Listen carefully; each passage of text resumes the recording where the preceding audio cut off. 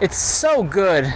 The tune on this is so good right out of the factory. The question is not being able to go full throttle a deal breaker? Hello drone racers. Today we're going to be taking a look at the brand new Kingkong 110 GT. We reviewed the 90 GT, which has been extremely popular. There's a really big Facebook group about it that does lots of posts, and everybody's really liked it. It was just a good solid quad. It doesn't have every option that every other quad out there does. Props are a little bit small, it doesn't have OSD, but it just works. It's just a good steady solid flyer. I've reviewed it a couple of times and had made a couple of mods to it just because it's been good and solid. So I'm hoping this is going to be the same way, but even better. This comes in what seems to be one of the typical Kingkong boxes. These little plastic boxes are kind of nice. I have a little stack of them now and I'm not sure what to do with them because once you put the props on, it doesn't fit. So it can't be used for that, but it's a nice little storage box anyway. In the top half, we have two things, the drone itself and then another cover. And it's a white cover that I think I'm probably just going to give it to my kids with some colored Sharpies and let them go to town.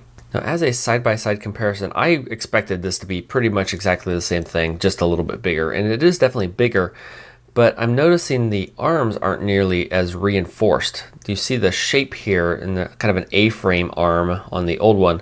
This is just a traditional straight arm, but the carbon fiber is noticeably thicker. Actually, it's not. It's exactly the same thickness, but there's a lot less of it. So is that going to be a problem and strengthen this in the long run? I don't know. We probably won't break it today, but a little bit of a concern there for the long run. Per normal, I got this as a bind and fly, and we're going to test this as a true bind and fly. In my opinion, I should be able to bind this and fly it. That's all it should take. I shouldn't have to do a whole bunch of updates. So let's see what happens. So we have the XM on the bottom here. I think it's going to tuck into this little piece of missing carbon, but it's really crammed in here. It's not an ideal install for an XM. It's great. It's an XM. It's not the questionable AC800, which has actually been really good for me, but I know it hasn't been for everybody. They advertise that the camera's tilted, but it's 10 degrees and I honestly can barely see it. I mean, it's better than nothing, but that's going to be looking a whole bunch at the ground. Motors are 1105 8500, so they're taller and faster. That should be a super fast combination. So the next layer of the box says, because the KV of motor too high suggests using 2S battery.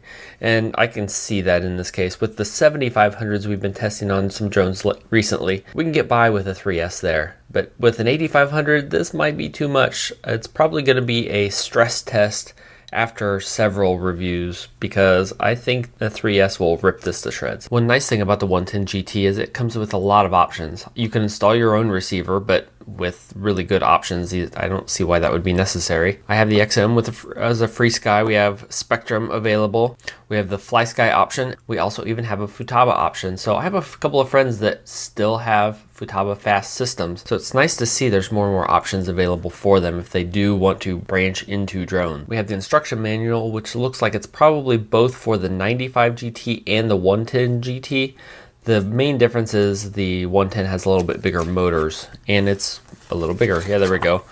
So it's actually for both, similar to what they did with the Tiny 6 and Tiny 7. So it's a pretty good layout. Yep, they've got both of them in here and they both look to be like really good drones. The main difference being the 110 GT has bigger KV motors and bigger props. So these are darn near 3-inch props. So you could almost call this a 3-inch drone, 3-inch micro instead of a 2-inch. The 95 GT also comes with a prop protector, so if you're going to fly it inside, the 95 is probably a better option, but I wanted a 3-inch drone. I don't have one, so this is actually my first. We only have 16 channels on the VTX, so it's not one I'm really going to go fly with a bunch of people, especially since it's going to be kind of hard to change the frequency. I'm going to have to take the cover off and look at this table to figure out what frequency I'm on, and I just don't want to deal with that most of the time. But for me, I'm looking at this as a backyard flyer. See, here we go. Companies, this is how you need to do it. Here's the firmware settings. Here's exactly how they've got it set. Great. If you want to upgrade it, fine. But if you don't, here are our default settings. 5th channel arm, 6th channel mode, exactly the way it should be. And then here's our default PID tuning. They even tuned the PIDs. This looks like it's a real bind and fly. They actually took time to finish the design. Good on them. So everything you get in the box. You get a connector cable if you want to use your own receiver, but man, it's kind of a monster. You definitely have to strip that down quite a bit. But honestly, buy the bind and fly. It's all ready to go. USB cable, yay. battery. So it's a 350 milliamp 35C battery. I'm a little worried about this battery. We've had so many things, and this is a JST connector like so many we've gotten recently that can't keep up. And these are even bigger, faster motors. Is that going to be a problem? Is this battery going to be able to do it? The specs on this aren't much better than what were on the old one, which honestly on the old one, the little cheap batteries that it came with worked great. They never even got warm, but I'm a little worried this one's going to stress this too much. You get this little sticker menu that shows what frequency you're on. Last time I put it on the case thinking it would be convenient for being able to tell what frequency I'm on in the field, but I found I'm not going to take that case with me, so there's really no point.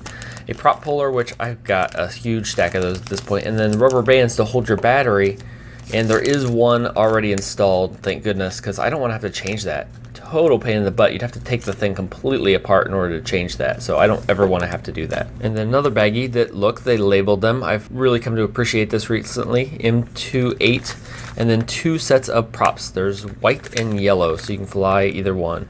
Just an interesting note on packaging for these.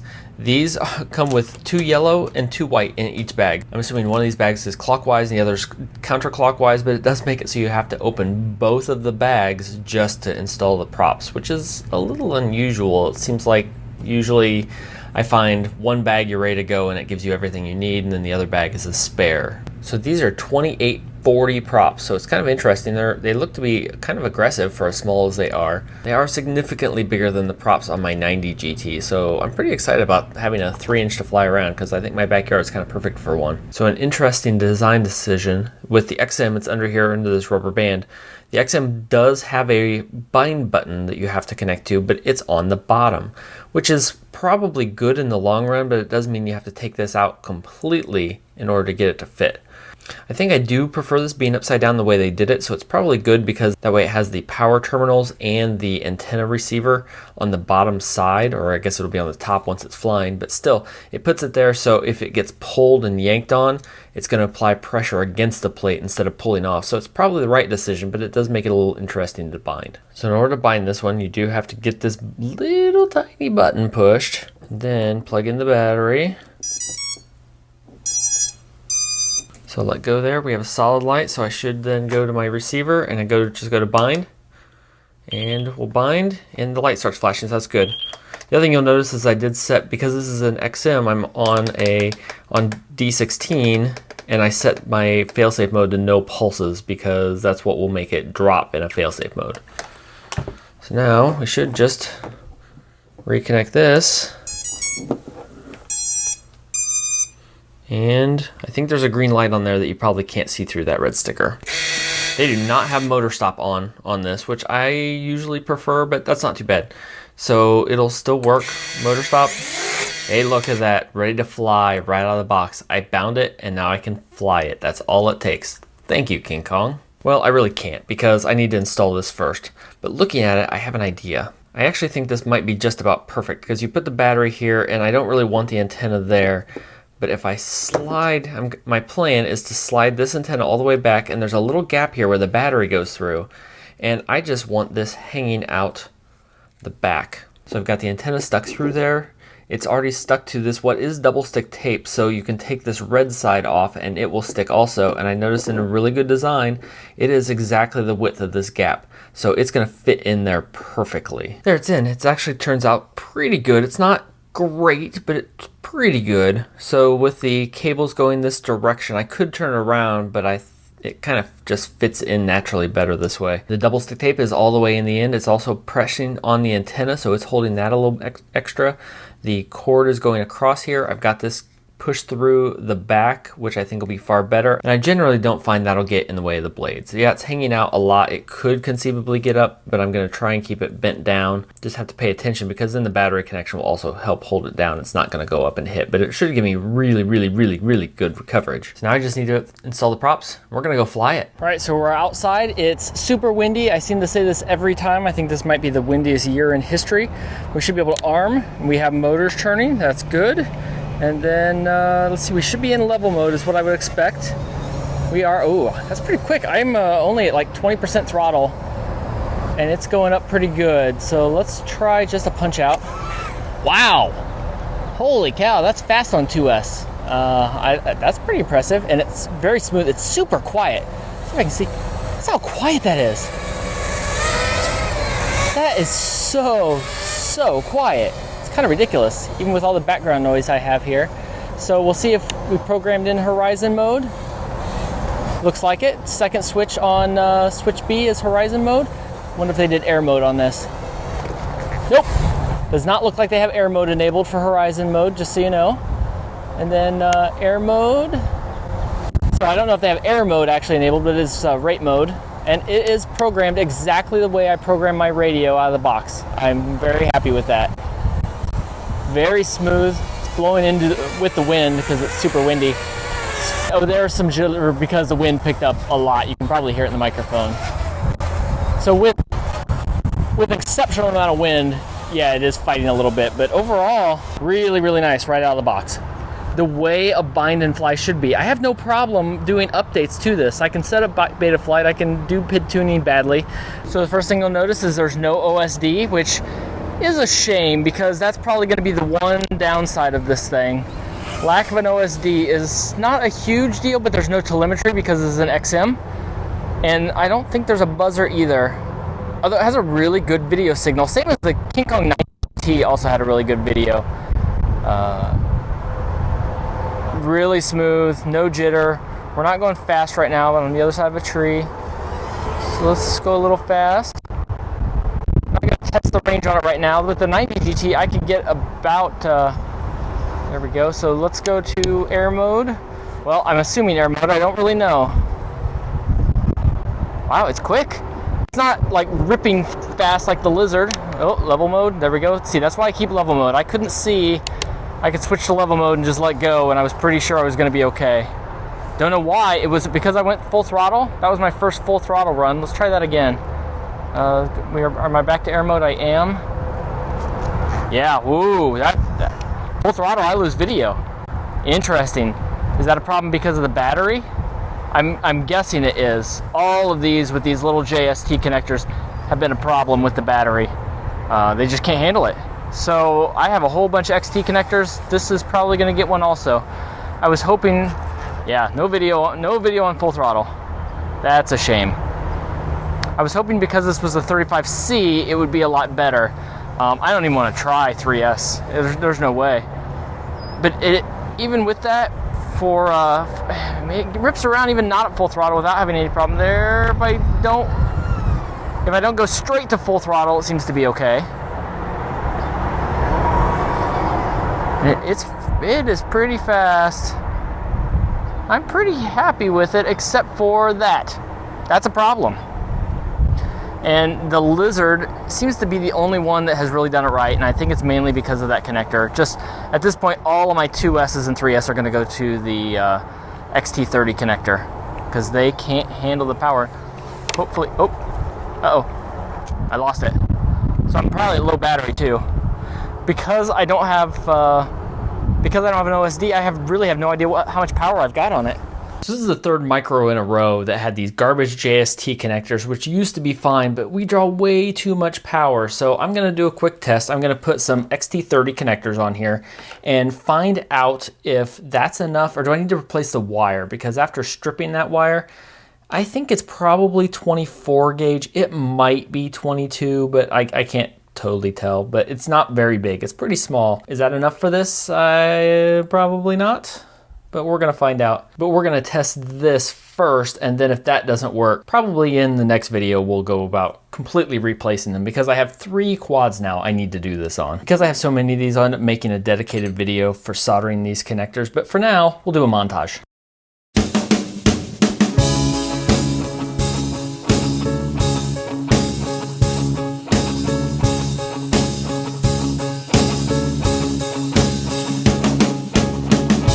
There's that side. I actually had to take it off and redo it because I had my heat shrink too long and it got too hot and it shrunk and didn't fit. So I just took it off, redid it, put some shorter heat shrink on there. Now that side should be good to go once I shrink the tube. This is the stock battery. Unfortunately, it's the highest C2S battery that I've got at the moment. I've got more coming, but they're not here yet. So I'm gonna go ahead and put the connector on this one and see how it goes. Again, we'll do a montage, but the thing am gonna say, just in case there's anybody watching who doesn't pay close enough attention, you cut one side and solder that side, and then you cut the other side and solder and heat shrink that side, because if you cut both of these at the same time, bad things happen with your metal pliers. And just in case anybody is wondering why I put these together, if you only do one of these, sometimes these get too hot and the barrel connector actually comes loose. So having them together keeps everything lined up, and that way when the plastic cools, everything's still back in the right spot and you don't end up ruining your connectors. So there's one side, now we can do the other. And it's all done and there's nothing to come in contact with and no danger. Forgot to mention, you do have to be careful at this spot when you're using the pliers to hold it in place, because you now have exposed connectors there that can short out. I think they might have. So there you go, we'll see how that does. I did break one of my rules. My heat shrink is different lengths. That's going to drive me crazy forever, but probably not enough to redo it. So my pro tip of the day, when you take your props off in order to add the battery connection, you have to put them back on before you test it or things don't go well. There we go, now with 4 blades, we'll see if it does better. I can already tell a difference. They're in air mode.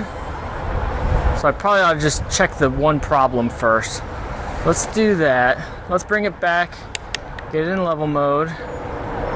Bring it over here and full throttle. Nope, whoa. Actually got a total desync that time. Did I make it worse? How did I make it worse? Okay, let's try it again.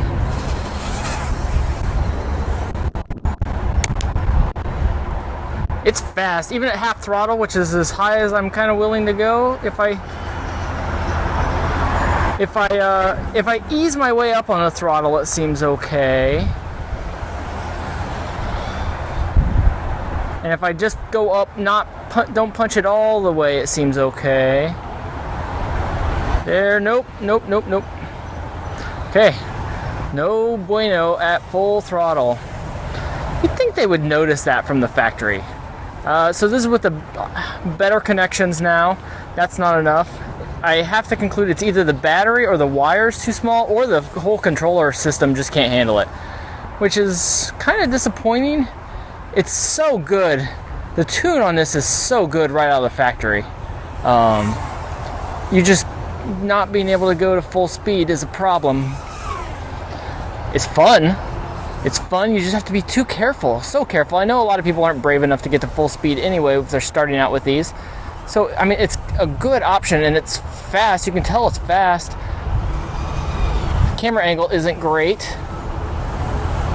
But it, even without being able to go to full throttle, you know, I do need to turn tight, I can.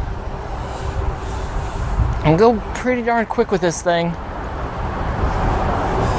The question is not being able to go full throttle a deal breaker, and is not having an OSD a deal breaker, or any type of battery telemetry. You are straight off of, all right,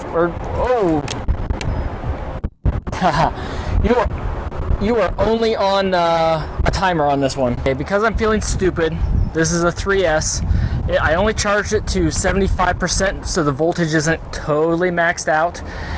Well, hopefully that makes it survive a little better, and we'll see what happens. But this is a 70C battery. Whoa! There we go, I got it. Whoa, jeez. Okay.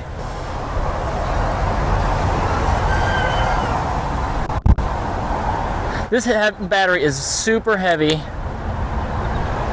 There we go, full throttle though, and I can see. So it's the battery, good to know.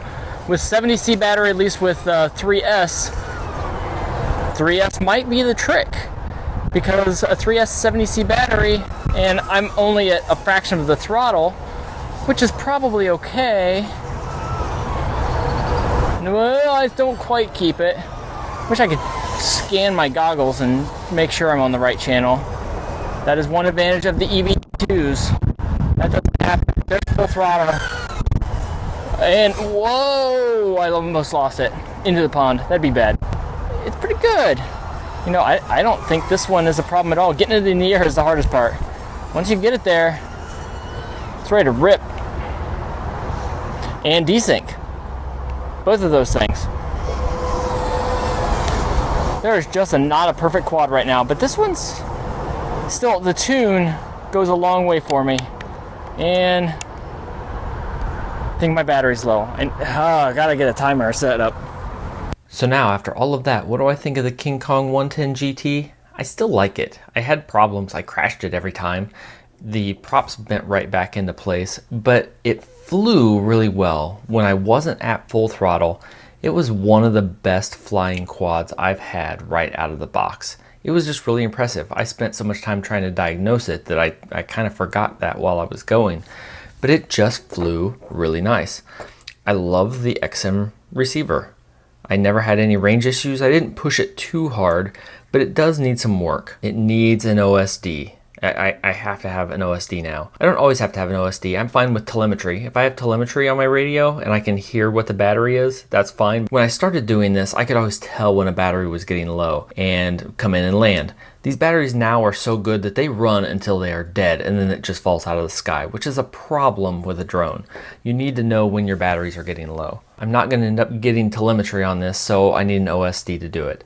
Thankfully, there's a large community of Kingkong 90 GT people who have added a minimum OSD, which I'm pretty sure I can do to this. I might have to take off the canopy in order to do it, but that will be just fine. And I just happen to have a extra minimum OSD, so that's probably going to be happening in a video fairly soon. The other thing I consider essential that it needs is a buzzer, but again, there are a lot of people who have added buzzers to this, and it's not very hard. The problem is space, so again, the canopy is probably going to have to go. But once you do those two things to it, then this might be the best micro out there, at least on 2S. I think these motors are just too hot for 3S. I puffed that battery that I flew on that last flight, and I think that's the first time I've ever puffed a battery on a very first flight. It's just too much draw, even with the 70C on it. So I think the 70C 2S battery that I've got coming is probably going to be the perfect fit for this. I don't have one to try yet, but I'll link it down below if you want to give it a shot.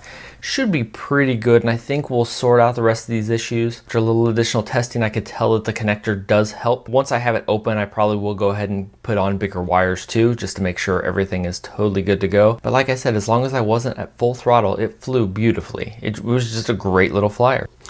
These props ended up being really good. I bent them all out of shape on one of those crashes, and they bent right back into place without any problem at all, and they seem pretty durable. They were durable and they bent back into shape, so I was pretty happy with those. So if you found this useful, leave a like down below. Comment if you think this video was too long. Just too much that I've not done the connector on this. Just looking for info to see how to make these the best I can. Or do you think the 110 GT is worth adding a buzzer and an OSD to, or should you just move on to something else? Because there are a lot of options out there, but this one flew the best, so that's kind of where I'm going. And until next time, remember, because the kV of motor too high suggests using 2S battery. Me too.